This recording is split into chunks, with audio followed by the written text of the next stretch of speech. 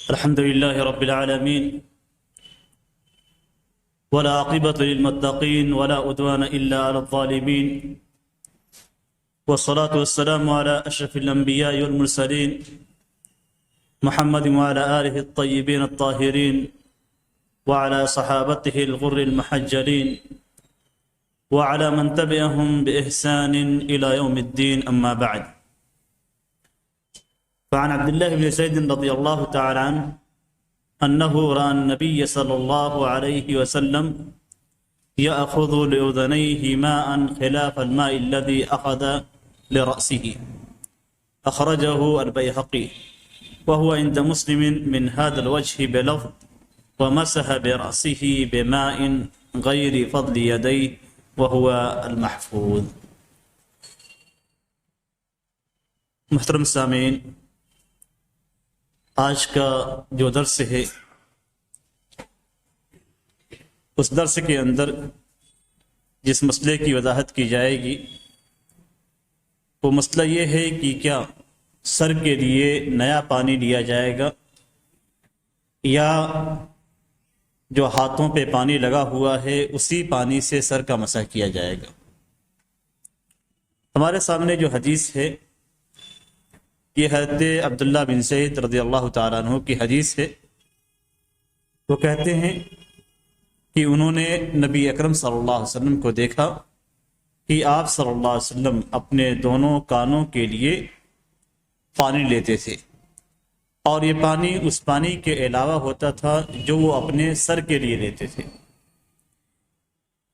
اسے امام بہقی رحمہ اللہ نے روایت کیا ہے، اور امام مسلم رحمہ اللہ کے ہاں ان الفاظ میں یہ حدیث مروی ہے، اور اس میں کہا گیا ہے کہ نبی اکرم صلی اللہ علیہ وسلم نے اپنے سر کا مسح کیا اس پانی سے جو ہاتھوں میں بچے ہوئے پانی کے علاوہ تھا. دو احادیث ہمارے سامنے ہیں، اگر دیکھا جائے غور کیا جائے تو یہاں پہ دو حدیث ہمارے سامنے ہیں. حضرت عبداللہ بن زید رضی اللہ تعالیٰ عنہ کے الفاظ الگ ہیں جو امام بہقی رحمہ اللہ نے اپنی سنن کے اندر روایت کی ہیں، اور امام مسلم رحمہ اللہ کے الفاظ الگ ہیں. تو دونوں کے الگ الگ الفاظ ہیں، تو گویا یہ دو روایتیں ہیں. ان دو روایتوں میں پہلی جو روایت ہے امام بہقی رحمہ اللہ کی، اس کی سند کے تعلق سے کہتے ہیں کہ وہ روایت صحیح ہے. دوسری جو روایت ہے امام مسلم رحمہ اللہ کی ہے، اور امام مسلم کے تعلق سے آپ لوگ جانتے ہیں کہ انہوں نے اپنی صحیح کے اندر جتنی بھی روایتیں ذکر کی ہے وہ ساری کی ساری روایتیں صحیح ہیں، اور ان پہ علماء کرام کا اتفاق ہے. لیکن دونوں روایتوں کے اندر اختلاف ہے. پہلی روایت میں یہ کہا گیا کہ نبی اکرم صلی اللہ علیہ وسلم نے اپنے کان کے لیے نیا پانی لیا، اور یہ پانی اس پانی کے علاوہ تھا جو آپ نے اپنے سر کے لیے لیا. جبکہ دوسری روایت میں یہ کہا گیا کہ آپ صلی اللہ علیہ وسلم نے اپنے سر کا مسح کیا اس پانی سے جو آپ کے ہاتھوں کے بچے ہوئے پانی کے علاوہ تھا. تو دونوں کے اندر دو الگ الگ باتیں ذکر کی گئی ہیں. علامہ حافظ ابن حجر رحمہ اللہ اس حدیث کے آخر میں کہتے ہیں وَهُوَ الْمَحْفُوظ، یعنی امام مسلم رحمہ اللہ کی جو روایت ہے وہ محفوظ ہے. محفوظ یہ خاص اصطلاح ہے، یہ خاص محدثین کی اصطلاح ہے، اور محدثین کے نزدیک محفوظ کے مقابل میں شاذ ہوتی ہے. یعنی جب آپ صحیح حدیث کی تعریف کریں گے تو اس میں یہ شرط پائی جاتی ہے، اس تعریف کے اندر یہ ذکر کیا جاتا ہے کہ یہ روایت اس روایت کے اندر اس حدیث کے اندر شذوذ اور علت نہ ہو، یعنی شاذ اور معلول نہ ہو. تو محفوظ کے مقابل میں جو روایت رہتی ہے اسے شاذ کہا جاتا ہے، اور شاذ روایتیں قابل قبول نہیں ہوتی ہیں. اس کی سند صحیح ہوتی ہے لیکن اس کے اندر ایک ایسی علت پائی جاتی ہے شذوذ کی جس کی وجہ سے اس روایت کو رد کر دیا جاتا ہے. شاذ کسے کہتے ہیں؟ ایک شخص جو مقبول ہے، جو ثقہ ہے، اور وہ مخالفت کرتا ہے اپنے سے بڑے ثقہ کی. مقبول ہے، دونوں کی روایتیں مقبول ہیں، لیکن وہ مخالفت کرتا ہے اپنے سے بڑے راوی کی، تو ایسی صورت میں جو ہے اس کی روایت کو رد کر دیا جاتا ہے، اس لیے کہ جو لوگ اس سے بڑے ہیں ان کی روایتیں قابل اعتماد ہیں. تو یہاں پہ امام بہقی رحمہ اللہ نے جس روایت کو ذکر کیا ہے کہ نبی اکرم صلی اللہ علیہ وسلم اپنے دونوں کانوں کے لیے پانی لیتے تھے، اور یہ پانی اس پانی کے علاوہ ہوتا تھا جو نبی اکرم صلی اللہ علیہ وسلم اپنے سر کے لیے لیتے تھے۔ یہ بحقی کی روایت ہے۔ اس روایت کے اندر حیثم بن خارجہ ہیں جو کہ ثقہ راوی ہیں، قابل اعتبار ہیں، لیکن یہاں انہوں نے اپنے سے زیادہ ثقہ راویوں کی مخالفت کی ہے، تو اس اعتبار سے ان کی روایت قابل قبول نہیں ہے، اس لیے کہ ان کے علاوہ دوسرے ثقہ روات نے جس لفظ کو ذکر کیا ہے وہ لفظ یہ نہیں ہے جو حیثم بن خارجہ نے ذکر کیا۔ دوسرے روات کے جو الفاظ ہیں وہ یہ کہ نبی اکرم صلی اللہ علیہ وسلم نے اپنے سر کا مسح کیا ایسے پانی سے جو ان کے ہاتھوں کے بچے ہوئے پانی کے علاوہ تھا، جیسا کہ امام مسلم رحمہ اللہ کی حدیث کے اندر ہیں۔ تو دو الگ روایتیں ہیں اور ایک روایت کا ٹکراؤ دوسری روایت سے ہو رہا ہے، اسی لیے امام بحقی رحمہ اللہ نے جب اپنی اس روایت کو ذکر کیا تو اس کے بعد امام مسلم کی جو روایت ہے اس کو بھی ذکر کیا، اور ذکر کرنے کے بعد کہتے ہیں کہ یہ روایت اس سے پہلے والی روایت یعنی جو محفوظ نہیں ہے اس روایت سے زیادہ صحیح ہے۔ یہاں ہمیں معلوم ہوتا ہے کہ بہت ساری چیزیں ایسی ہوتی ہیں کہ بہت ساری احادیث کے اندر، روایات کے اندر سند صحیح ہوگی لیکن متن کے اندر کوئی نہ کوئی ایسی بات پائی جائے گی جس کی وجہ سے وہ روایت رد کر دی جاتی ہے۔ تو صحیح کے سند کے صحیح ہونے سے یہ لازم نہیں آتا ہے کہ متن بھی صحیح ہو، اور سند کے ضعیف ہونے سے یہ بھی لازم نہیں آتا کہ متن بھی ضعیف ہو۔ تو دو الگ الگ چیزیں ہیں۔ عام طور سے جو کم علم افراد ہوتے ہیں وہ جب دیکھتے ہیں کہ کوئی روایت صحیح سند سے مروی ہے تو کہتے ہیں صحیح روایت صحیح سند سے مروی ہے اس لیے یہ حدیث صحیح ہے۔ یہ ضروری نہیں ہے جیسا کہ آپ سامنے دیکھ رہے ہیں، اور ایسا بھی نہیں کہ کوئی روایت اگر ضعیف سند سے مروی ہے تو اس کا جو متن ہے وہ ضعیف ہو، اس لیے کہ ہو سکتا ہے کہ وہ روایت دوسری سند سے صحیح سند سے مروی ہو یا کئی ضعیف سندوں سے مل کر وہ حسن کے درجے تک پہنچ جاتی ہے۔ تو صرف کسی بھی حدیث کو صرف سند کے اعتبار سے نہیں دیکھا جائے گا یا صرف متن کے اعتبار سے نہیں دیکھا جائے گا، بلکہ دونوں چیزوں کو جمع کیا جائے گا۔ اس لیے صحیح وہ ہے جس کی سند بھی صحیح ہو اور جس کا متن بھی صحیح ہو۔ سند وہ صحیح وہ ہے جس کی سند بھی صحیح ہو اور جس کا متن بھی صحیح ہو۔ اگر کسی ایک کے اندر چھان بین کے بعد، تحقیق کے بعد کسی ایک کے اندر کمزوری پائی جا رہی ہے تو ایسی صورت میں وہ قابل قبول نہیں ہے۔ اس حدیث کے اندر اس بات کی دلیل ہے کہ کانوں کا مسح سر کے بچے ہوئے پانی سے کیا جائے گا۔ کانوں کا جو مسح ہے وہ سر کے بچے ہوئے پانی سے، یعنی آپ نے مسح کیا، مسح کرنے کے بعد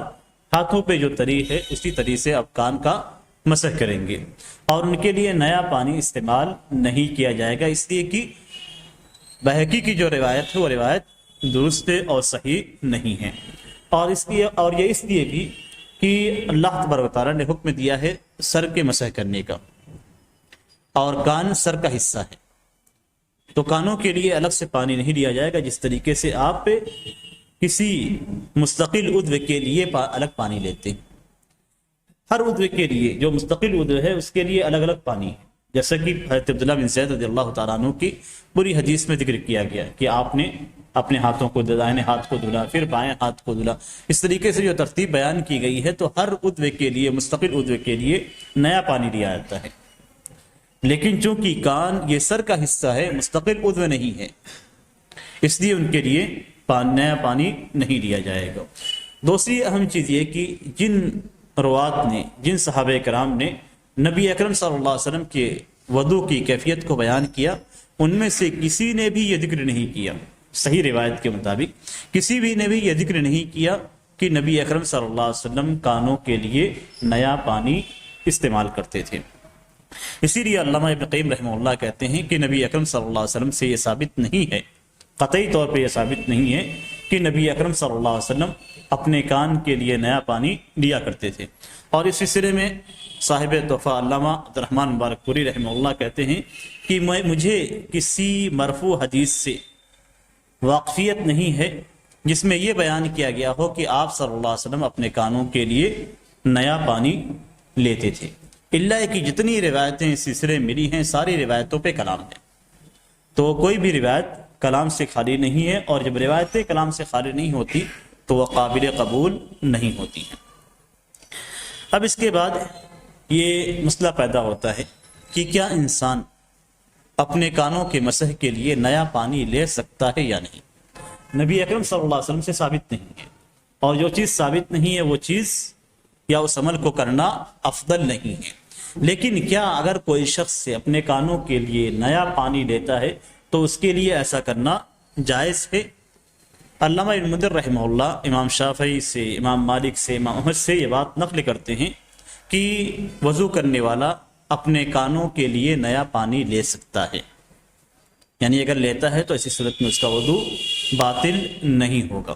اس کے بعد اس بات کو ذکر کرتے ہیں کہ نبی اکرم صلی اللہ علیہ وسلم کی وضو کی کیفیت جو بیان کی گئی ہے ان میں سے کسی بھی حدیث کے اندر یہ ثابت نہیں ہے کہ نبی اکرم صلی اللہ علیہ وسلم نے اپنے کانوں کے لیے نیا پانی لیا، لیکن اس کو فرض کرتے ہیں، یعنی اس کی صورت جو بتلاتے ہیں وہ یہ کہ اگر کسی شخص کا بال بہت ہی گھنا ہے اور وہ شخص سے جب مسح کرتا ہے تو اس کے ہاتھوں میں لگا ہوا پورا کی پورا پانی اس کے سر پہ منتقل ہو جاتا ہے اور ہاتھ بالکل سوکھ جاتا ہے، تو اس صورت میں کیا وہ کانوں کا مسح نئے پانی سے کرے گا یا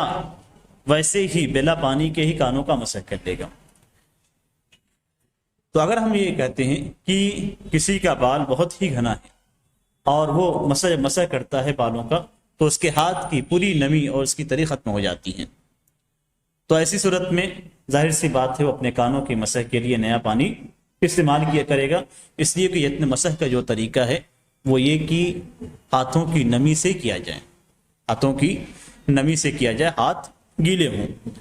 تو اگر یہ اس کے اندر نمی باقی نہیں ہے، ہاتھ گیلے نہیں ہیں، تو ایسی صورت میں اس کے لیے ضروری ہے کہ وہ نیا پانی استعمال کرے تاکہ مسح کی جو حقیقی کیفیت ہے وہ حاصل ہو جائے۔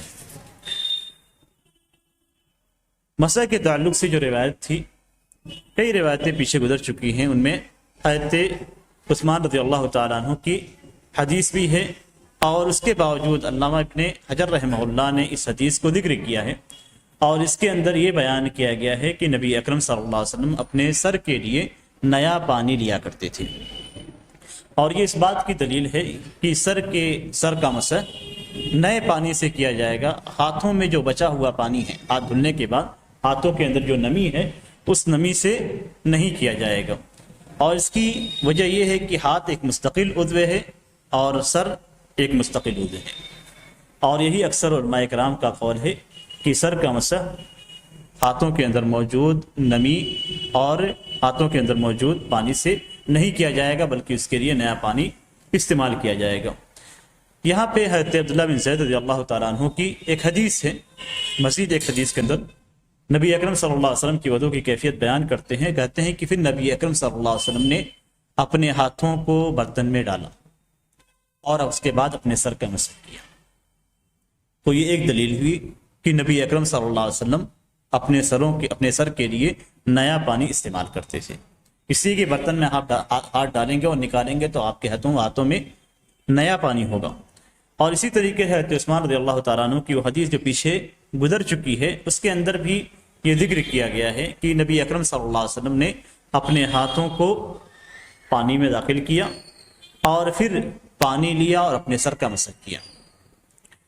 یہ دوسری دلیل ہو گئی۔ تیسری دلیل ہے حضرت علی رضی اللہ تعالیٰ عنہ کی کہ پھر نبی اکرم صلی اللہ علیہ وسلم اپنے ہاتھ کو پانی میں ڈالا اور اپنے سر کا ایک بار مسح کیا۔ تو یہ تین دلیلیں ہیں جمہور علماء کرام کی۔ بعض علماء کرام یہ کہتے ہیں کہ سر کا مسح ہاتھوں کے یا سابقہ آدھا کے بعد جو پانی بچا ہوا ہے اس پانی سے کیا جا سکتا ہے، یعنی سابقہ آدھا یعنی ہاتھوں کا دھلنا، اس سے پہلے آپ نے چہرہ دھلا ہے تو چہرے اور ہاتھ کے بچے ہوئے پانی سے سر کا مسح کیا جا سکتا ہے۔ اب ان میں سے کچھ افراد ایسے ہیں، کچھ علماء کرام ایسے ہیں جو کہتے ہیں کہ ہاتھ کے بچے ہوئے پانی سے کیا جائے گا، جن میں حضرت حسن اور عروہ اور اوزائی رحمہ اللہ ہیں، اور بعض افراد یہ کہتے ہیں کہ اپنی داڑھی کے اندر داڑھی کی جو تری ہے داڑھی کے اندر جو نمی پائی جاتی ہے پانی کی، اس نمی سے سر کا مسح کیا جائے گا، جیسا کہ بعض مالکیہ کہتے ہیں۔ ہو سکتا ہے ان کے پاس بھی کوئی دلیل ہے، ظاہر سی بات ہے علماء کرام بلا دلیل کسی چیز کو ذکر نہیں کرتے۔ پیچھے جو حدیث گزر چکی ہے اس حدیث کا تعلق اس سے نہیں ہے، لیکن ایک دوسری حدیث ہے حضرت ربیہ کی، اس کے اندر ہے کہ نبی اکرم صلی اللہ علیہ وسلم نے اپنے سر کا مسح کیا اس بچے ہوئے پانی سے جو آپ کے ہاتھ میں تھا، یعنی آپ کے ہاتھ کا بچا ہوا پانی۔ بچا ہوا پانی یہاں پہ جو استعمال کیا جاتا ہے حدیث کے اندر، اس سے مراد یہ ہے کہ آپ کے ہاتھوں کا استعمال کیا ہوا پانی، ایسا نہیں کہ برتن کے اندر جو پانی بچا ہوا تھا وہ مراد نہیں ہے، وہ مراد ہے جو آپ کے ہاتھوں میں دھلنے کے بعد آپ کے ہاتھوں پہ بچا ہوا ہے، اس پانی کو مراد لیا جاتا ہے۔ تو بعض علماء کرام کہتے ہیں، اس حدیث سے دلیل پکڑتے ہیں کہ اس کے اندر نبی اکرم صلی اللہ علیہ وسلم کی وضو کی کیفیت کا ذکر ہے کہ آپ صلی اللہ علیہ وسلم نے اپنے سر کا مسح کیا اور اس پانی سے کیا جو آپ کے ہاتھوں پہ بچا ہوا تھا۔ اور کہتے ہیں کہ مسح کا معاملہ بہت ہلکا ہے، یہ بھی کہتے ہیں کہ مسح کا معاملہ دھلنے کے مقابل میں بہت ہلکا ہے، کسی بھی چیز سے آپ مسح کر سکتے ہیں۔ لیکن اگر دلیلوں کو دیکھا جائے تو جیسا کہ جمہور علماء کرام کی 3 دلیلیں ذکر کی گئی ہیں، اور پھر اس کے بعد ہماری جو حدیث ہے یہ بھی دلیل ہے، اور جو حدیث ذکر کی گئی حضرت ربیہ کی جو مخالف علماء کرام کی دلیلیں ہیں، اس کی سند کے اندر مقال ہے اور اس کے متن کے اندر اضطراب ہے، دونوں چیزیں ہیں، سند پہ کلام ہے اور متن کے اندر اضطراب پایا جاتا ہے۔ سند کے اندر ایک راوی ہیں جو عبداللہ بن محمد بن عقیل ہیں، جن کے اوپر کلام ہے، اور جہاں تک متن کا تعلق ہے تو متن میں ایک لفظ وہ ذکر کیا گیا جو ابھی بتلایا گیا کہ نبی اکرم صلی اللہ علیہ وسلم اپنے ہاتھوں کے بچے ہوئے پانی سے مسح کیا کرتے تھے۔ دوسرا ایک لفظ ہے، یعنی حضرت ربیہ کی ایک دوسری روایت ہے جس کے اندر ہے کہ آپ صلی اللہ علیہ وسلم نے نیا پانی لیا اور اپنے سر کا مسح کیا۔ تو اس اعتبار سے اگر دیکھتے ہیں تو دوسری روایت جمہور کی روایت اور دوسرے صحابہ کرام کی کیفیت جو انہوں نے بیان کی نبی اکرم صلی اللہ علیہ وسلم کی وضو کی، اس کے مطابق ہے۔ تو اگر آپ دیکھیں راجح کی طرف جاتے ہیں، اگر راجح دیکھنا چاہتے ہیں تو راجح یہاں آپ کو نظر آ جائے گا کہ حضرت ربیہ کی حدیث پہ کلام ہے، یعنی وہ ضعیف ہے، اور جمہور علماء کرام کی جو دلیلیں ہیں وہ قوی ہیں، اور اکثر صحابہ کرام کا جو بیان ہے وہ یہی کہ نبی اکرم صلی اللہ علیہ وسلم اس کے لیے نیا پانی لیا کرتے تھے۔ اب سر کا مسح، نئے پانی لینے کی کیفیت کیا ہوگی؟ سر کے مسح کے لیے نئے پانی کے لینے کی کیفیت کیا ہوگی؟ حضرت ابن عباس رضی اللہ تعالیٰ عنہ کی حدیث ہے، اور اس حدیث کے اندر نبی اکرم صلی اللہ علیہ وسلم کے پانی لینے کی کیفیت کو بیان کیا گیا ہے۔ حضرت ابن عباس رضی اللہ تعالیٰ عنہ کہتے ہیں کہ کیا تمہیں پسند نہیں کہ میں تمہیں رسول اللہ صلی اللہ علیہ وسلم کی وضو کی کیفیت کو دکھاؤں؟ صحابہ کرام نے کہا، جو موجود تھے انہوں نے کہا کہ ٹھیک ہے دکھائیے۔ تو انہوں نے ساری کیفیت کو بیان کیا، اور اسی کے اندر اس بات کو بھی بیان کیا، ثم قبض قبضۃ من الماء، پھر انہوں نے ایک چلو یا ایک مٹھی پانی لیا، ثم نفض یدہ، پھر اپنے ہاتھوں کو جھاڑا، یعنی پانی لیا اور اس کے بعد جھاڑا، اور اس سے اپنے سر کا مسح کیا، اپنے سر اور اپنے دونوں کانوں کا مسح کیا۔ یہ اس کی پہلی کیفیت ہے، اور اس کیفیت کے اندر جو بیان کیا گیا ہے کہ انہوں نے اپنے ہاتھ میں پانی لیا، مٹھی میں پانی لیا، یعنی ایک مٹھی پانی اپنے داہنے ہاتھ میں لیا اور اس کے بعد پھر اسے جھاڑ دیا، گرا دیا، اور اس کے بعد پھر انہوں نے مسح کیا۔ تو اس کا جو طریقہ ہے وہ یہ کہ اپنے داہنے ہاتھ میں ایک چلو پانی لیا جائے، پھر اس پانی کو گرا دیا جائے، اور جو باقی بچا ہے اس سے اپنے سر کا مسح کیا جائے۔ دوسری جو کیفیت حدیث کے اندر مذکور ہے وہ یہ کہ اپنے داہنے ہاتھ پہ ایک چلو پانی لیا جائے، پھر اس پانی کو بائیں ہاتھ پہ منتقل کیا جائے، اور بائیں ہاتھ پہ منتقل ہونے کے بعد اسے سر پہ رکھ دیا جائے، ہاتھوں کو جھاڑا نہ جائے، ہاتھوں کو جھٹکا نہ دیا جائے، بلکہ اسے سر پہ رکھ دیا جائے۔ اور اس کی دلیل حضرت معاویہ رضی اللہ تعالیٰ عنہ کی حدیث ہے کہ انہوں نے لوگوں کے سامنے وضو بنایا جیسا انہوں نے نبی اکرم صلی اللہ علیہ وسلم کو وضو بناتے ہوئے دیکھا، یعنی نبی اکرم صلی اللہ علیہ وسلم کی وضو کی کیفیت کو لوگوں کے سامنے انہوں نے کر کے دکھایا۔ حدیث کے اندر ہے، اس حدیث کے اندر جو حضرت معاویہ رضی اللہ تعالیٰ عنہ کی کیفیت ہے اس کے اندر بیان کیا گیا ہے کہ جب وہ اپنے سر کے مقام پہ پہنچے، یعنی مسح کرنے کا مرحلہ آیا، تو اس وقت انہوں نے ایک چلو پانی لیا اور لینے کے بعد اسے بائیں ہاتھ میں منتقل کیا، یہاں تک کہ اسے اٹھا کر اپنے سر کے درمیانی حصے پہ رکھ دیا۔ کہتے ہیں کہ سر کے درمیانی حصے پہ رکھا تو پانی ٹپکنے لگا، یا قریب تھا کہ پانی بہنے لگے۔ تو یہ کیفیت یہاں پہ پھر انہوں نے اپنے سر کا مسح کیا شروع سے آخر تک، اور آخر سے پھر پیچھے سے انہوں نے آگے کے حصے کا مسح کیا۔ تو یہ کیفیت حضرت معاویہ رضی اللہ تعالیٰ عنہ کی حدیث کے اندر مذکور ہے۔ تو یہ دو کیفیت جو حدیث کے اندر ذکر کی گئی ہے، دائیں ہاتھ میں پانی لینا اور اس کے بعد پھر پانی گرا کر اس کے بعد مسح کر لینا۔ دوسری جو کیفیت ہے وہ دائیں ہاتھ سے بائیں ہاتھ میں منتقل کرنا اور پانی گرائے بغیر سر کا مسح کرنا۔ تیسری جو کیفیت ہے جس پہ اکثر لوگوں کا معمول ہے، جس پہ اکثر لوگ ہیں، یعنی آج ہم جو دیکھتے ہیں اکثر افراد کو مسح کرتے ہوئے تو اسی کیفیت پہ دیکھتے ہیں، اور وہ یہ کہ آدمی اپنے دائیں ہاتھ میں پانی لیتا ہے، پھر اسے بائیں ہاتھ میں منتقل کرتا ہے، پھر اسے گراتا ہے، یا آپ کہیں کہ نل ہے تو دونوں ہاتھ میں لے لیتا ہے آج کے وقت میں، پھر اسے ہلکا سا ہاتھوں کو جھٹکا دیتا ہے اور اس کے بعد ایک ساتھ دونوں ہاتھوں سے سر کا مسح کرتا ہے۔ یہ کیفیت کسی بھی حدیث کے اندر مذکور نظر نہیں آتی۔ اس کیفیت کو کسی بھی حدیث میں چھانے، حدیث کی کتابوں میں چھانے تو یہ کیفیت جس پہ ہمارا عمل ہے، یہ کیفیت کسی حدیث میں نظر نہیں آتی ہے۔ لیکن بظاہر یہ بھی جائز ہے، بظاہر یہ بھی جائز ہے، اس لیے کہ اس کے اندر دونوں حدیث کو اکٹھا کر دیا گیا ہے۔ پہلی حدیث میں پانی گرانے کا ذکر ہے دائیں ہاتھ سے لے کر،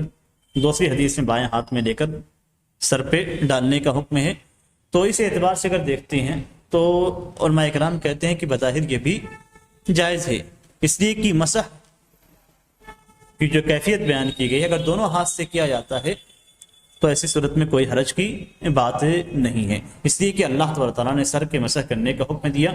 اور یہ شخص اپنے دونوں ہاتھوں سے سر کا مسح کر رہا ہے، اس لیے کافی ہے۔ ایک چیز ہوتی ہے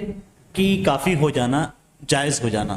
اور ایک چیز ہوتی ہے کہ سنت کے مطابق اسے ادا کرنا، دو الگ الگ چیزیں ہیں۔ پہلی اور دوسری صورت جو بیان کی گئی ہے وہ سنت کے مطابق ہے۔ تیسری جو کیفیت جس میں ہمارا معمول ہے یہ کیفیت سنت میں وارد نہیں ہے، علماء کرام کہتے ہیں کہ اس سلسلے میں ہمیں کوئی روایت نہیں ملتی ہے۔ تو جب علماء کرام کو کوئی روایت اس سلسلے میں نہیں ملتی تو اس کا مطلب یہ ہوا کہ یہ کیفیت اگرچہ لوگوں میں رائج ہے لیکن اس کا کوئی ثبوت کسی حدیث سے نہیں ملتا ہے۔ اس لیے افضل یہی ہے کہ حضرت معاویہ رضی اللہ تعالیٰ عنہ کا جو عمل ہے وہ زیادہ افضل ہے، اس میں کوئی شک کی بات نہیں، اس لیے کہ دائیں ہاتھ سے بائیں ہاتھ میں پانی منتقل کیا گیا، پھر اس کے بعد سر کے درمیانی حصے میں رکھ کر مسح کیا گیا۔ اس میں جو چیز آپ سوچنے کی ہے اور سمجھنے کی ہے وہ یہ کہ اگر آپ ایک ہاتھ سے مسح کرتے ہیں تو آپ ہاتھوں کو اس قدر چوڑا کریں کہ پورے سر کا مسح ہو جائے۔ ایسا نہیں کہ جیسے آپ دونوں ہاتھ سے کرتے ہیں تو پورے سر کر لے جاتے ہیں، لیکن ایک ہاتھ سے اگر آپ کریں صرف ایک حصے کا تو یہ مسح نہیں کہلائے گا، اس لیے کہ سر کا مسح کرنا ہے، اور جو کیفیت ذکر کی گئی ہے وہ اس کے علاوہ ہے۔ یہ تین صورتیں یہاں پہ ذکر کی گئی۔ اس کے بعد جو دوسری حدیث ہمارے سامنے ہے وہ حضرت ابو ہریرہ رضی اللہ تعالیٰ عنہ کی حدیث ہے، اور یہ حدیث انتہائی اہم ہے۔ حدیث اہم کب ہوتی ہے؟ جب اس کی فضیلت بہت زیادہ ہوتی ہے، یا اس میں جو باتیں ذکر کی گئی ہیں وہ بہت زیادہ فضیلت کی حامل ہوتی ہیں۔ یہ حدیث ہمارے سامنے جو ہے وہ ابو ہریرہ رضی اللہ تعالیٰ عنہ کی حدیث ہے، اور آپ لوگوں نے متعدد بار اسے سنا ہوگا۔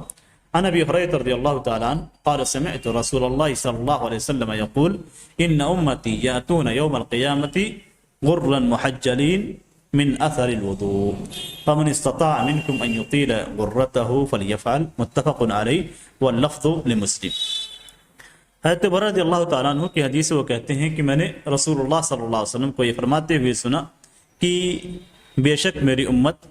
قیامت کے دن آئے گی اس حالت میں کہ ان کے چہرے اور ان کے ہاتھ پاؤں چمک رہے ہوں گے، چمک دمک رہے ہوں گے، تو تم میں سے جو شخص سے استطاعت رکھتا ہے کہ اپنی چمک کو لمبا کرے تو ایسی صورت میں وہ لمبا کرے۔ یہ متفق علیہ روایت ہے، اور جو الفاظ ذکر کیے گئے ہیں یہ امام مسلم رحمہ اللہ کی ہیں۔ امام مسلم کی جو روایت ہے اس روایت کے اندر حضرت نعیم المجمر کہتے ہیں کہ میں نے حضرت ابو ہریرہ رضی اللہ تعالیٰ عنہ کو دیکھا کہ وضو بنا رہے تھے، انہوں نے اپنے ہاتھ اپنے چہرے کو دھلا اور مکمل طور سے وضو کیا، پھر اس کے بعد انہوں نے اپنے دائیں ہاتھ کو دھلا یہاں تک کہ بازوؤں کو شروع کر دیا، یعنی بازوؤں کو دھلنے لگے، پھر بائیں ہاتھ کو یہاں تک کہ بازوؤں میں داخل ہو گئے، پھر اپنے دائیں پیر کو دھلا یہاں تک کہ پڈلی تک وضو بنایا، اور پھر بائیں پیر کو یہاں تک کہ پڈلی کو دھلا۔ پھر انہوں نے کیا کہا کہ میں نے اسی طریقے سے رسول اللہ صلی اللہ علیہ وسلم کو وضو کرتے ہوئے دیکھا ہے،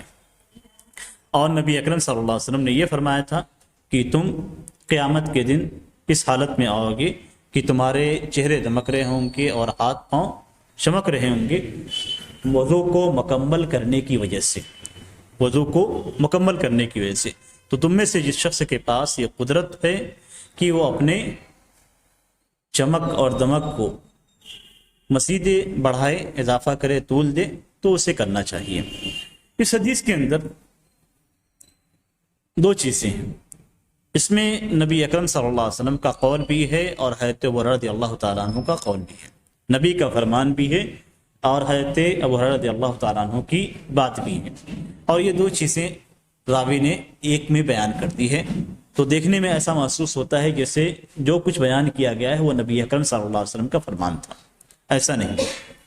اس حدیث کے اندر فمن استطاع منکم ان یطیل غرتہ فلیفعل، یہ جو الفاظ ہیں یہ حضرت ابو ہریرہ رضی اللہ تعالیٰ عنہ کے اپنے الفاظ ہیں، گویا انہوں نے ہوتا کیا ہے کہ جیسے مثال کے طور پہ ایک عالم کسی حدیث کو بیان کرتا ہے اور ساتھ میں اس کی شرح کر دیتا ہے، اور یہ نہیں بتلاتا ہے کہ یہ الفاظ میرے ہیں، تو سننے والا یہ سمجھتا ہے کہ پورے کے پورے الفاظ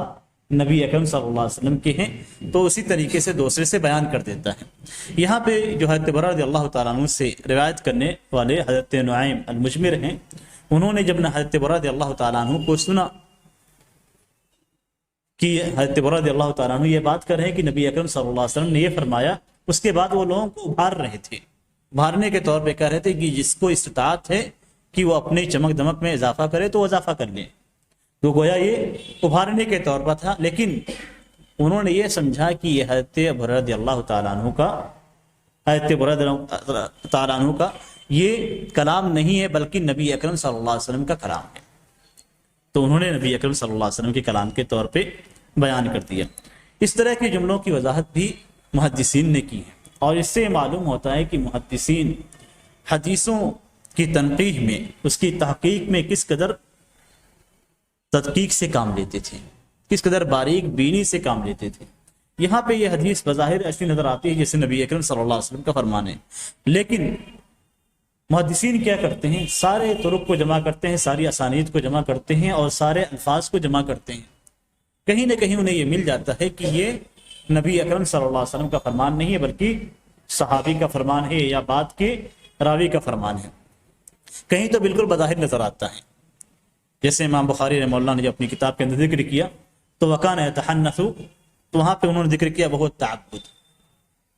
یتحنث کے بعد ذکر کیا بہت تعبد، کہ نبی اکرم صلی اللہ علیہ وسلم غار حرا میں جب جاتے تھے تو وہاں پہ عبادت کرتے تھے، تو وہاں پہ جو الفاظ استعمال کیا گیا حضرت عائشہ رضی اللہ تعالیٰ عنہ نے جو الفاظ استعمال کیے، انہوں نے کہا نبی اکرم صلی اللہ علیہ وسلم کے تعلق سے وکان یتحنث، تحنث کا کیا معنی ہے، تو بات کے راوی نے حضرت زہری رحمہ اللہ نے تشریح کر دی کہ وہ تعبد، حضرت عائشہ یہ کلام نہیں ہے، وہ بات کے راوی کی شرح ہے۔ تو اس طریقے سے علماء کرام جب حدیث کو بیان کرتے تھے محدثین، تو درمیان میں کبھی کبھی اس کی شرح بھی کرتے تھے، اور سننے والا یہ سمجھتا تھا کہ یہ اصل راوی یا نبی اکرم صلی اللہ علیہ وسلم کا کلام ہے۔ تو یہاں بھی جو فمن استطاع منکم ان یطیل غرتہ فلیفعل، یہ حضرت ابو ہریرہ رضی اللہ تعالیٰ عنہ کا کلام ہے، اور اسے حدیث میں جنہوں نے داخل کیا وہ نعیم المجمر تھے۔ علامہ حافظ ابن حجر رحمہ اللہ کہتے ہیں کہ میں نے اس جملے کو کسی کے ہاں نہیں پایا سوائے حضرت مجمر کی روایت میں، کہتے ہیں کہ اس روایت کے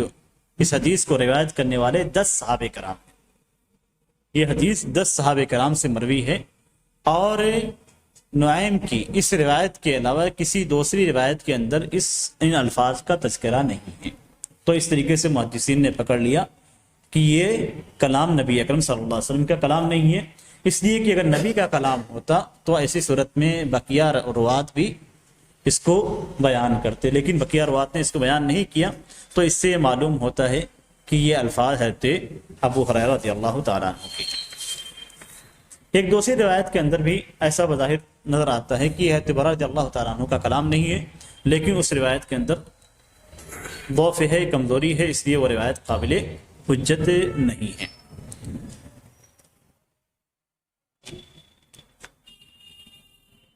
اس کے بعد حدیث کے جو الفاظ ہیں، حدیث کے الفاظ میں پہلا جو لفظ استعمال کیا گیا ان امتی یاتون یوم القیامہ، کہ میری امت سے مراد نبی اکرم صلی اللہ علیہ وسلم کی وہ امت ہے جو آپ صلی اللہ علیہ وسلم پہ ایمان لائی اور اسلام میں داخل ہوئی. امت کا جب لفظ استعمال کیا جاتا ہے تو بسا اوقات امت سے مراد پوری قوم ہوتی ہے، جس میں مسلمان اور کافر سارے کے سارے شامل ہوتے ہیں. یعنی نبی اکرم صلی اللہ علیہ وسلم کی بعثت کے بعد سے لے کر قیامت تک آنے والے سارے افراد کبھی کبھی امت میں داخل ہوتے ہیں، اور کبھی امت کے الفاظ میں صرف مسلمان داخل ہوتے ہیں، غیر مسلم داخل نہیں ہوتے. تو یہاں پہ جو امت کا لفظ استعمال کیا گیا ہے یہ صرف مسلمانوں کے لیے استعمال کیا گیا ہے، غیر مسلموں کے لیے استعمال نہیں کیا گیا. اور اس کی سب سے بڑی وجہ یہ ہے کہ غیر مسلم وضو نہیں بناتے، وہ نماز ہمارے نمازوں کی طرح نہیں پڑھتے ہیں. دوسرا جو لفظ استعمال کیا گیا ہے اس کے اندر وہ یہ کہ یاتون یوم القیامہ، قیامت کے دن وہ آئیں گے. امام مسلم کی روایت کے اندر یہ الفاظ ہیں کہ قیامت کے دن وہ آئیں گے. امام بخاری رحمہ اللہ کے جو الفاظ ہیں وہ یہ کہ قیامت کے دن وہ پکارے جائیں گے. تو دونوں کو آپ جمع کر لیجیے، یعنی انہیں پکارا جائے گا تو اس کے بعد وہ لوگ آئیں گے. اور اس کا فائدہ یہ ہے کہ کبھی جب پکارا جاتا ہے اور بلایا جاتا ہے تو یہ تکریم کے طور پہ ہوتا ہے، جبکہ کوئی شخص خود سے آ جاتا ہے تو وہ تکریم اس کے اندر نہیں پائی جاتی ہے. تو پکار کے کسی کو دعوت دینا، بلانا، یہ اس کی تکریم اور تشریف پہ دلالت کرتا ہے. تیسرا جو لفظ استعمال کیا گیا ہے یوم القیامہ. یوم القیامہ یہ الفاظ قرآن کریم کے اندر متعدد مقامات پہ ذکر کیا گیا ہے، تقریباً 70 آیتوں میں اس کا ذکر ہے. 70 آیتوں میں ان الفاظ کے ساتھ، یوم القیامہ کے ساتھ. اور قیامت کے دن کے بہت سارے نام ہیں. اسے یوم الآخر بھی کہا جاتا ہے، یوم العاصفہ بھی کہا جاتا ہے، یوم الجمع بھی کہا جاتا ہے، یوم التغابن بھی کہا جاتا ہے، القاریہ بھی کہا جاتا ہے. بہت سارے نام ہیں اور وہ الگ الگ مناسبت کی وجہ سے ہیں. اور عرب کے اندر کوئی چیز اگر اہمیت والی ہوتی تھی تو اس کے بہت سارے نام رکھے جاتے تھے. جیسے شیر کے اندر بہادری پائی جاتی ہے تو شیر کے بہت سارے نام ہیں. تلوار کے بہت سارے نام رکھے گئے، مختلف نام ہیں مختلف اعتبار سے. تو کوئی چیز اگر اہمیت والی ہوتی تھی اس کو بہت سارے نام دیے جاتے تھے. تو قرآن نے بھی چونکہ عرب کی زبان میں نازل ہوا، اس لیے اس اسلوب کی رعایت کی جو عرب کے اندر پایا جاتا تھا، اسی لیے یوم القیامہ کو، قیامت کے دن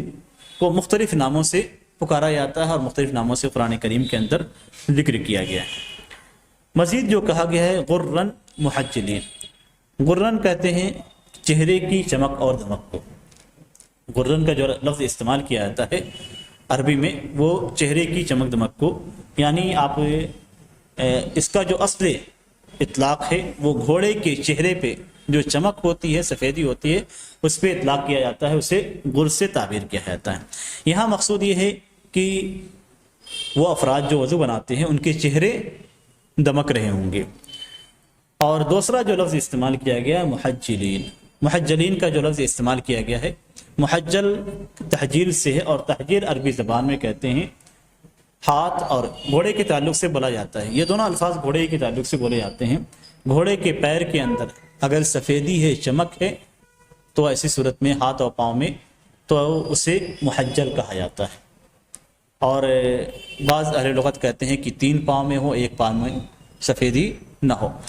بہرکیف یہاں پہ مثال دیا گیا ہے جس طریقے سے گھوڑے کی پیشانی پہ اور چہرے پہ اسی طریقے سے اس کے پاؤں میں چمک ہوتی ہے تو یہ عرب کے نزدیک بہت بہتر مانی جاتی ہے۔ اسی طریقے سے جب وضو کرنے والے افراد قیامت کے دن آئیں گے تو ان کے چہرے اور ان کے ہاتھ پاؤں یہ وضو کے آثار سے چمک رہے ہوں گے۔ آگے جو لفظ استعمال کیا گیا فَمَنِ اسْتَطَاعَ مِنْكُمْ أَنْ يُطِيلَ غُرَّتَهُ فَلْيَفْعَلْ، اس کا مطلب یہ ہوتا ہے کہ انہوں نے حضرت ابو ہریرہ رضی اللہ تعالیٰ عنہ نے لوگوں کو ترغیب دی کہ وہ وضو کے اندر اپنے اعضائے وضو کو اچھی طریقے سے دھلیں اور اس کو مزید دھلیں، جیسا کہ حضرت ابو ہریرہ رضی اللہ تعالیٰ عنہ کی حدیث میں تھا کہ وہ دھلتے تھے اور دھلنے کے بعد کہنیوں سے مزید آگے بڑھ کر بازوؤں تک دھلتے تھے اور پیر کے اندر پنڈلی تک دھلتے تھے۔ تو یہ ساری چیزیں صرف ترغیب کے لیے ہیں اور یہ ترغیب نہایت ہی بہتر ہے، اور یہی علماء کرام کا طریقہ بھی ہوتا ہے کہ وہ احادیث کو ذکر کرنے کے بعد اس کے عمل پہ ابھارا جاتا ہے، اور یہ اس سے ہمیں یہ درس ملتا ہے کہ کوئی بھی حدیث جب ہمیں ملتی ہے تو وہ حدیث ترغیب کے لیے ہوتی ہے یا ترغیب کے لیے ہوتی ہے۔ اگر اس کے اندر کسی چیز کی فضیلت بیان کی گئی ہے تو اس کا مطلب یہ ہوتا ہے کہ اس میں رغبت دلائی گئی ہے، اور اگر کسی بری چیز کا تذکرہ کیا گیا ہے تو اس سے بچنے کے لیے، اس سے ڈرانے کے لیے اس حدیث کو ذکر کیا گیا ہے۔ اس حدیث کے اندر وضو کی فضیلت بیان کی گئی ہے، اس کے بہت بڑے ثواب کا ذکر کیا گیا ہے، اور اس کے اندر یہ بھی بیان کیا گیا ہے کہ وضو قیامت کے دن ساری امتوں کے درمیان اس امت محمدیہ کی تمیز کا سبب بنے گا، اس کی وجہ سے پہچانے جائیں گے، اس لیے کہ امت محمدیہ کے چہرے، ان کے پاؤں اور ان کے ہاتھ وضو کے آثار کی وجہ سے چمک رہے ہوں گے، جبکہ دوسری امتوں کا یہ حال نہیں ہوگا، جبکہ وہ بھی مومن ہوں گے۔ حضرت موسیٰ علیہ السلام پہ ایمان لانے والے مومنین ہوں گے، لیکن ان کی کیفیت الگ ہوگی۔ نبی اکرم صلی اللہ علیہ وسلم پہ ایمان لانے والے مومنوں کی کیفیت الگ ہوگی، اور ان کی کیفیت کیا ہوگی کہ ان کے ہاتھ اور پاؤں وضو کے آثار سے چمک رہے ہوں گے۔ حضرت ابو ہریرہ رضی اللہ تعالیٰ عنہ کی ایک دوسری حدیث ہے، اس کے اندر وہ کہتے ہیں کہ سمیعت خلیلی صلی اللہ علیہ وسلم یقول تبلغ الحلیہ من المؤمن حیث یبلغ الوضوء، اور یہ حدیث بھی انتہائی اہم ہے۔ اس کے اندر حضرت ابو ہریرہ رضی اللہ تعالیٰ عنہ کہتے ہیں کہ میں نے اپنے خلیل نبی اکرم صلی اللہ علیہ وسلم کو فرماتے ہوئے سنا کہ مومن کا زیور وہاں تک پہنچے گا جہاں تک اس کا وضو پہنچے گا، یعنی جہاں تک وہ وضو بنا رہا ہے وہاں تک اسے زیور پہنایا جائے گا، یعنی جنت میں جب مومنوں کو زیور پہنایا جائے گا تو سونے کے جو زیور ہوں گے وہ وہاں تک پہنائے جائیں گے جہاں تک وہ اس نے وضو بنایا۔ تو گویا اس کے اندر بھی رغبت دلائی گئی ہے کہ وضو کے اعضاء کو بڑھا کر وضو کیا جائے، لیکن اس کا حکم آگے آپ لوگوں کے سامنے آئے گا۔ اس حدیث سے بعد علماء کرام نے اس بات کی دلیل پکڑی ہے کہ وضو اس امت کے خصائص میں سے ہے، یعنی وضو کا حکم دوسری امتوں کو، سابقہ مومن امتوں کو نہیں دیا گیا تھا بلکہ اسی امت کو دیا گیا تھا، اور یہ بات شافعیہ اور بعد یعنی حضرت حلیمی علامہ حلیمی رحمہ اللہ کا یہ قول ہے، اور یہ شافعیہ کے محدثین میں سے ہیں۔ وہ کہتے ہیں کہ نبی اکرم صلی اللہ علیہ وسلم نے یا اس حدیث کے اندر چہرے اور پاؤں کی چمک دمک کو اس امت کے ساتھ خاص کیا ہے، اس لیے کہ نبی اکرم صلی اللہ علیہ وسلم نے کہا کہ یہ میری امت کے چہرے اور ان کے پاؤں دمکتے رہیں گے، تو گویا یہ وضو اس امت کے ساتھ خاص ہے، اس لیے کہ اس کا جو سبب ہے وہ وضو ہے، تو وضو اس امت کے ساتھ خاص ہے، اور یہ چمک دمک بھی اس امت کے ساتھ خاص ہے، جبکہ دوسرے علماء کرام کہتے ہیں کہ وضو اس امت کے ساتھ خاص ہے، یعنی ایسا نہیں کہ وضو کا حکم صرف ہمیں دیا گیا تھا، پچھلی امتوں کو اس کا حکم نہیں دیا گیا تھا، بلکہ پچھلی امتوں کے اندر وضو موجود تھا، وضو پچھلی امتوں کے اندر بھی تھا،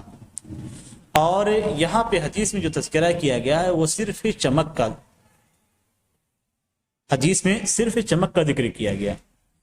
اور اس سے یہ مقصود نہیں ہے کہ وضو ہمارے ساتھ خاص ہے، بلکہ وضو کا جو اثر ہوگا، یعنی چہرے کی چمک اور پاؤں اور ہاتھ کی چمک، یہ صرف ہماری امت کے ساتھ خاص ہے، دوسری امتوں کے ساتھ خاص نہیں ہے۔ اور اس کی دلیل بھی ہے حضرت ابو ہریرہ رضی اللہ تعالیٰ عنہ کی حدیث ہے، جس میں یہ ذکر کیا گیا کہ جب حضرت سارہ اسلام حضرت ابراہیم علیہ السلام جب گزرے اور اس کے بعد جابر بادشاہ سے سامنا ہوا، تو اس حدیث کے اندر ہے کہ جب جابر بادشاہ نے حضرت سارہ السلام کو طلب کیا، اور حضرت ابراہیم علیہ السلام نے انہیں جب بھیجا تو ایسی صورت میں انہوں نے کیا کیا، حضرت سارہ علیہ السلام کھڑی ہوئی، یعنی وہ گئی، جانے کے بعد انہوں نے وضو کیا، اور وضو کرنے کے بعد انہوں نے نماز پڑھی۔ اس کے اندر الفاظ ہیں کہ انہوں نے وضو بنایا اور نماز پڑھنے لگی، اور اس کے بعد یہ دعا کی کہ اے اللہ، اگر میں تیرے اوپر، تیری ذات پہ اور تیرے رسول پہ ایمان رکھتی ہوں، اور میں نے اپنی عصمت کی حفاظت کی ہے، تو مجھے اس کافر کو میرے اوپر مسلط نہ کرنا۔ تو یہاں پہ وضو کا ذکر ہے، نماز کا ذکر ہے، نماز کے بعد دعا کا ذکر ہے۔ دوسری جو حدیث ہے، حضرت جریج الراہب کا قصہ ہے۔ حضرت جریج کا قصہ ہے، صحیح بخاری کے اندر مروی ہے کہ وہ نماز پڑھ رہے تھے تو ان کی والدہ آئیں، انہیں پکارا تو انہوں نے کہا کہ اے اللہ، ایک طرف نماز ہے، ایک طرف ماں ہے۔ ماں پلٹ کے چلی گئی، دوبارہ آئی تو پھر وہ نماز میں تھی، پکارا تو وہ نماز میں تھی، تو سوچا کہ کہا کہ دل میں کہا نمازی کی حالت میں کہ ایک طرف میری نماز ہے، ایک طرف میری ماں ہے، یعنی نماز کو توڑ کر ماں کی بات کو یا ان کا جواب کس طریقے سے دے۔ بعض روایتوں میں ہے کہ تیسری بار بھی آئیں اور اسی کی ہی کیفیت تھی کہ وہ نماز میں تھے، اور انہوں نے سوچا کہ نماز پڑھوں، مکمل کروں یا جواب دوں۔ بہرکیف انہوں نے تینوں مرتبہ نماز کو ترجیح دی اور نماز پڑھتے رہے۔ تو ان کی ماں نے بد دعا کی، اور ماں کی بد دعائیں قبول ہوتی ہے، اسی لیے ماں کو اپنے اولاد کو بد دعا نہیں دینی چاہیے۔ ایسا نہیں ہے کہ دل سے بد دعا دیتی ہیں، لیکن زبان سے جو نکلتا ہے وہ بد دعائیں قبول ہوتی ہیں۔ والدین کی دعا اپنے بچوں کے حق میں قبول ہوتی ہیں، اور وہ دعائیں چاہے دعا ہو ان کے خیر کے لیے یا ان کے شر کے لیے دعا ہو۔ تو ہمارے یہاں جو عام طور سے رواج ہے کہ والدین اپنے بیٹوں کو برا بھلا کہتے ہیں، انہیں بد دعا دیتے ہیں، جا تجھے ایسا ہو جا، تو یہ بد دعا دینا کسی بھی طور سے مناسب نہیں۔ کیا بد دعا دی ان کی ماں نے؟ کہ ماں نے بد دعا دی کہ اے اللہ، تو مجھے اس وقت تک موت نہیں دینا جب تک کہ اس شخص کو، یعنی اپنے بیٹے کے تعلق سے، اس کو طوائف کا منہ نہ دکھا دے۔ جو ان کا چرچ تھا یا عبادت گاہ آپ اسے کہہ سکتے ہیں، جو ان کی عبادت گاہ تھی، اس عبادت گاہ میں ایک عورت رہا کرتی تھی۔ اس عورت نے انہیں فتنے میں ڈالنا چاہا، انہوں نے اپنے آپ کو بچایا۔ بچانے کے بعد پھر کیا ہوا؟ دعا کے آثار دیکھیے کس طریقے سے اسباب مہیا ہوتے ہیں۔ پھر اس عورت نے اپنے آپ کو، جب حضرت جریج نے اسے قابل اعتنا نہیں سمجھا، اس کی طرف توجہ نہیں دی، تو اس عورت نے ایک چرواہے کے ساتھ زناکاری کی، اس سے حمل ٹھہرا۔ حمل سے بچے کی ولادت ہوئی، پوچھا گیا تو اس نے کہہ دیا کہ یہ جریج کا بیٹا ہے۔ لوگوں کو غصہ آیا، تاؤ آیا۔ دیکھیے کس طریقے سے افواہ پھیلتی ہے اور کس طریقے سے مسئلے پیدا ہوتے ہیں۔ لوگوں کو غصہ آیا، تاؤ آیا، اور لوگوں نے ان کی عبادتگاہ کو ڈھا دیا، یعنی مسجد کو ہی ڈھا دیا۔ اسے مسجد ہی کہہ سکتے ہیں، ہم عبادتگاہ کر سکتے ہیں۔ حدیث کے اندر صومعہ کا لفظ ہے جو عام طور سے چرچ وغیرہ کے پہ بولا جاتا ہے، عبادتگاہ، اس کو ڈھا دیا اور ان کو باہر نکال کے بہت برا بھلا کہا۔ اس کے بعد انہوں نے کیا جو محل شاہد ہیں، انہوں نے وضو بنایا۔ یہی اصل مقصد ہے اس حدیث کو ذکر کرنے۔ انہوں نے وضو بنایا، نماز پڑھی، پھر بچے کے پاس گئے اور بچے سے جا کے کہا کہ تمہارا باپ کون ہے؟ تو بچے نے کہا کہ فلاں چرواہا میرا باپ ہے۔ تو اس قصے کے اندر بھی یہ ذکر ہے، بخاری کی روایت ہے کہ حضرت جریج کھڑے ہوئے، انہوں نے نماز پڑھی، اور نماز پڑھنے کے بعد وضو کیا، اور اس کے بعد نماز پڑھی۔ تو وضو ہم سے پہلے قوموں کے اندر موجود تھا، اور یہی زیادہ یعنی مناسب بھی نظر آتا ہے کہ یہی قول راجح ہے جس میں یہ کہا گیا ہے کہ یہ ہماری امت کے ساتھ خاص نہیں ہے، امت محمدیہ کے ساتھ خاص نہیں ہے، بلکہ سابقہ امتوں کے اندر بھی پایا جاتا تھا۔ نبی اکرم صلی اللہ علیہ وسلم نے جو ذکر کیا ہے وہ چمک اور دمک سے متعلق ہے، نہ کہ وضو سے متعلق ہے۔ اب علماء کرام کا اختلاف ہے کہ جو اعضا کے جس مقدار میں دھونا فرض ہے کیا اس مقدار سے تجاوز کر سکتے ہیں؟ جیسے چہرے کا ذکر کیا گیا تو چہرے کی مقدار آپ نے جان لی، ہاتھوں کی مقدار کہنیوں تک بتلائی گئی، پیر کی مقدار جو بتلائی گئی وہ ٹخنوں تک، تو اب کیا اس پہ اضافہ کرنا درست ہے، جائز ہے یا جائز نہیں ہے؟ اس سلسلے میں علماء کرام کے دو قول ہیں۔ مالکیہ اور ظاہریہ یہ کہتے ہیں کہ جو محل فرد ہے یعنی جہاں تک دھلنا واجب ہے اس سے اضافہ کرنا مشروع اور جائز نہیں ہے، اور یہی قول بعض فقہائے حنفیہ کا بھی ہے، اور اسی کو علامہ ابن تیمیہ رحمہ اللہ اور ان کے شاگرد علامہ ابن قیم رحمہ اللہ نے اختیار کیا ہے۔ دوسرا جو قول ہے وہ یہ کہ جو محل فرد ہے جہاں تک دھلنا واجب ہے اس سے زیادہ کرنا جائز ہے، اور پھر یہ علماء کرام آپس میں اختلاف کر بیٹھتے ہیں کہ کتنا دھلنا، کتنا اضافہ کرنا جائز ہے اور کتنا جائز نہیں ہے۔ اس میں بہت سارے علماء کرام ہیں، اور صحابہ کرام میں سے یہی مذہب حضرت برہ رضی اللہ تعالیٰ عنہ اور حضرت عبداللہ بن عمر رضی اللہ تعالیٰ عنہ کا ہے۔ حضرت عبداللہ بن عمر رضی اللہ تعالیٰ عنہ سے ایک روایت مروی ہے کہ وہ جب گرمیوں میں وضو بناتے تھے تو بسا اوقات اپنے وضو کو بغل تک کرتے تھے، یعنی جب ہاتھ دھلتے تھے تو بغل تک دھلتے تھے۔ امام نووی رحمہ اللہ کہتے ہیں کہ مستحب جو مقدار ہے اس سلسلے میں علماء کرام کا اختلاف ہے، اور یہ اختلاف یہ ہے کہ پہلا قول یہ ہے کہ اتنا چاہیں اضافہ کر سکتے ہیں، دوسرا قول یہ ہے کہ آپ بازو کے آدھی مقدار تک اضافہ کر سکتے ہیں اور پاؤں میں آدھی پٹلی تک، تیسرا جو قول ہے وہ یہ کہ تیسرا قول یہ ہے کہ موڑھے تک آپ بڑھا کر سکتے ہیں، کندھے تک، اور پاؤں میں گھٹنوں تک آپ اضافہ کر سکتے ہیں۔ اور یہ ساری چیزیں اگر حدیث کو آپ دیکھتے ہیں تو یہ ساری صورتیں گویا حدیث کے اندر داخل نظر آتی ہیں، لیکن جن لوگوں نے یہ کہا ہے کہ جو مقدار ہے اس مقدار سے اضافہ نہیں کر سکتے ہیں، انہوں نے کئی دلیلیں پیش کی ہیں۔ پہلی دلیل قرآن سے ہے فَاغْسِلُوا وُجُوهَكُمْ وَأَيْدِيَكُمْ إِلَى الْمَرَافِقِ، تو یہ اس آیت کریمہ میں اللہ تبارک و تعالیٰ نے دھلنے کی مقدار متعین کر دی ہے، اور جب کسی چیز کو متعین کر دیا جاتا ہے تو ایسی صورت میں اس سے تجاوز کرنا درست نہیں ہے، اس لیے کہ اگر تجاوز کرنا درست ہوتا، یعنی یہ کہنیوں کا ذکر کیا گیا، اگر بغل تک دھلنا درست ہوتا تو کہنیوں کا ذکر کرنے کا کوئی فائدہ نہیں ہوتا۔ تو اس سے معلوم ہوتا ہے کہ اللہ تبارک تعالیٰ نے جو مقدار بتلائی ہے اسی مقدار کا کرنا ضروری ہے، ورنہ فائدہ فوت ہو جائے گا۔ جہاں تک کہ سنت کا تعلق ہے، سنت سے مراد یہ احادیث کا تعلق ہے، تو جن افراد نے نبی اکرم صلی اللہ علیہ وسلم کے وضو کی کیفیت بیان کی، جن میں حضرت عثمان ہیں، حضرت علی ہیں، حضرت عبداللہ بن سعید ہیں، اور ان کے علاوہ دوسرے صحابہ کرام ہیں، ان میں سے کسی نے بھی یہ ذکر نہیں کیا کہ نبی اکرم صلی اللہ علیہ وسلم نے اس سے مقام سے زیادہ دھلا جس مقام کا تذکرہ آیت کریمہ میں ہے، یعنی چہرے کو آپ نے گردن تک نہیں دھلا، یا ہاتھوں کو آپ نے جو ہے کہنیوں کے بجائے آپ نے بغل اور موڑھے تک نہیں دھلا۔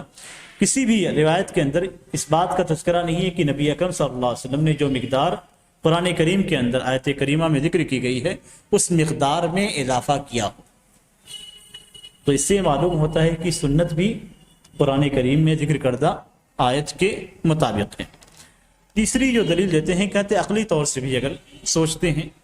تو عقلی طور سے اگر کسی مقام پہ زیادہ کیا جاتا ہے، کسی مقام کا ذکر کیا گیا اور اس سے زیادہ کیا جاتا ہے، تو ایسی صورت میں کئی اعضاء آپس میں داخل ہو جاتے ہیں۔ اگر مثال کے طور پہ کہنیوں تک کہا گیا ہے تو آپ دوسرے اعضاء کو دھل رہے ہیں، تو اس کا مطلب آپ نے کئی اعضاء کو آپس میں ملا دیا ہے۔ مثال کے طور پہ اگر چہرہ آپ دھل رہے ہیں اور چہرے میں آپ اضافہ کریں گے تو چہرے کے بجائے آپ سر میں پہنچ جائیں گے، اوپر اضافہ کریں گے تو سر میں پہنچ جائیں گے، نیچے اضافہ کریں گے تو گلے میں چلے جائیں گے۔ تو یہاں پہ اگر اضافہ کریں گے آپ دھلنے میں تو گویا جس چیز کو مسح کرنا ہے اس کو آپ نے دھلنا شروع کر دیا۔ تو یہاں پہ اس اعتبار سے گویا آپ کا اضافہ جو اس کا مسح کرنا ہے اس کو آپ نے دھلنا شروع کر دیا۔ تو اس اعتبار سے اگر آپ دیکھتے ہیں حدیث کی روح سے، حدیث کے اندر جو کہا گیا ہے کہ چمک، تو اگر آپ اضافہ کرتے ہیں مثال کے طور پہ چہرے سے آپ سر تک پہنچ جاتے ہیں، سر تک پہنچتے ہیں تو آپ کی چمک کہاں جائے گی؟ بالوں میں جائے گی؟ بالوں میں نہیں جا سکتی ہے، اس لیے کہ چہرے کی چمک کا ذکر کیا گیا ہے۔ تو چہرے کی چمک میں اضافہ کرنے کے باوجود آپ کی چمک سر تک نہیں پہنچے گی، تو اس کا نتیجہ یہ ہوگا کہ اضافہ کرنے کا کوئی فائدہ نہیں، اضافہ کرنے کا کوئی فائدہ نہیں۔ تیسری چیز یہ کہ اگر ہم کہتے ہیں کہ اضافہ کرنا یہ درست ہے، تو وہ چیزیں جن کا دھلنا مشروع ہے اور وہ چیزیں جن کا دھلنا مشروع نہیں ہے، دونوں کی دونوں برابر ہو جائیں گی۔ یعنی کہنیوں تک آپ کو دھلنا ہے اور اوپر نہیں دھلنا ہے، تو گویا آپ نے دونوں کو برابر کر دیا، دونوں کے اندر آپ نے کوئی فرق نہیں کیا۔ اگر ان ساری روایات کو جمع کرتے ہیں تو ان ساری روایات میں جو نتیجہ ہمیں ملتا ہے وہ یہ کہ سنت سے جو چیز ثابت ہے، نبی اکرم صلی اللہ علیہ وسلم کے عمل سے جو چیز ثابت ہے، وہ زیادہ مناسب ہے۔ اور حضرت ابو رضی اللہ تعالیٰ عنہ نے جو بات کہی، یا تو انہوں نے اجتہاد کے طور پہ کہی ہے، اور سنت کے مقابل میں صحابہ کرام کے اجتہاد کو احترام کے ساتھ رد کر دیا جائے گا۔ ایسا نہیں کہ کسی صحابی نے کوئی بات کہہ دی سنت کے خلاف ہے تو ہم اس کے خلاف بولنا شروع کر دیں، نہیں، احترام کے ساتھ وہ بات رد کر دی جائے گی، لیکن ان کے احترام اور تعظیم میں کسی بھی قسم کی کمی نہیں کی جائے گی۔ دوسرے یہ کہ اس حدیث کے کئی مفہوم نکل سکتے ہیں، حدیث کے اندر جو ذکر کیا گیا ہے اس کے کئی مفہوم نکل سکتے ہیں۔ ایک تو یہ کہ آپ جو مقدار متعین کی گئی اس سے زائد آپ دھلیں، جیسا کہ حضرت ابو رضی اللہ تعالیٰ عنہ کہتے تھے، اور یہی مفہوم انہوں نے سمجھا اور اسی پہ ان کا عمل تھا۔ انہوں نے جو سمجھا اسی پہ انہوں نے عمل کیا، اسی پہ لوگوں کو ترغیب دلائی۔ دوسرا یہ کہ ہر عضو کو 3 بار دھونا، یہاں پہ جو فضیلت بیان کی گئی ہے اس سے، یعنی حضرت ابو رضی اللہ تعالیٰ عنہ کا جو کلام ہے اس سے یہ مقصود ہے کہ ہر عضو کو 3 بار دھونا۔ اور وہ کس طریقے سے کہ آپ جتنی بار اعضاء کو دھلیں گے اعضاء اتنے زیادہ صاف ہوں گے، اور آپ کسی چیز کو جب بار بار صاف کریں گے تو اس کی چمک دمک میں اضافہ ہوگا۔ تو گویا یہاں پہ یہ مراد ہے۔ یہ بھی مراد ہو سکتا ہے کہ وضو آپ کا موجود ہے، لیکن اس کے باوجود آپ نیا وضو بناتے ہیں، تازہ وضو بناتے ہیں ثواب کی نیت سے، تو یہ کوئی بھی چیز چمکتی چیز اگر مدت تک پڑی ہوتی ہے اس کے اوپر آپ مزید صفائی کرتے ہیں تو مزید چمک اٹھتی ہے۔ اور یہ بھی مقصود ہے کہ ہر شخص سے ہر وقت باوضو رہے تاکہ ہر وقت اس کے اوپر چمک اور دمک موجود رہے۔ لیکن بظاہر ایسا نظر آتا ہے کہ آخری جو دونوں قول ہیں یہ حدیث کے ظاہری لفظ کے خلاف ہیں، اس لیے 3 بار وضو کو دھلنا یہ زیادہ مناسب نظر آتا ہے۔ اور حضرت ابو رضی اللہ تعالیٰ عنہ کا جو اجتہاد ہے وہ اجتہاد اپنے مقام پہ ہم یہ کہیں گے کہ وہ اجتہاد اس حد تک ہم درست مانیں گے جو نبی اکرم صلی اللہ علیہ وسلم سے مروی ہے۔ اللہ تعالیٰ سے دعا ہے کہ اللہ تعالیٰ ہمیں سنت کے مطابق عمل کرنے کی توفیق عطا فرمائے، اور ہمارے دلوں کے اندر صحابہ کرام کی تعظیم اور ان کے احترام کو باقی اور برقرار رکھے، اور ہمیں قیامت کے دن ان افراد میں شامل کر دے جن کے چہرے اور پاؤں اور ہاتھ وضو کے آثار سے چمک اور دمک رہے ہوں گے۔ آمین۔ وصلی اللہ علیہ محمد وعلی آلہ وصحبہ وسلم۔